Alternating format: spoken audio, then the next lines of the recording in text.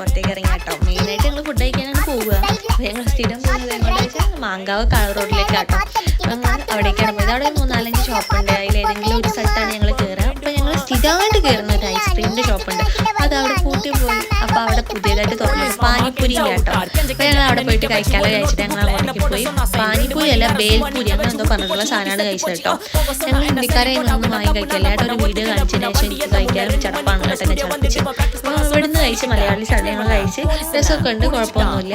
അതിനിടയിൽ ഈസമോൾ വണ്ടിയിൽ എന്താ കുരുത്തകൾ കളിക്കുന്നുണ്ടില്ല. ഈസമോൾ ഇതാണ് അവസ്ഥ, എവിടെയും കൊണ്ടാൻ പറ്റില്ല. അപ്പോൾ ഒക്കെ എങ്ങോട്ടെങ്കിലും ഓടി പോകണം. അപ്പോൾ ഞങ്ങൾ അവിടെ ഇരുന്നിട്ട് അതിൻ്റെ ഓപ്പോസിറ്റുള്ള ഷോപ്പിൽ തന്നെയാട്ടോ ഫുഡ് കഴിക്കാൻ കയറിയത്. ഞങ്ങൾ ഉണ്ടാവും റൊമാലി റോള് വാങ്ങി.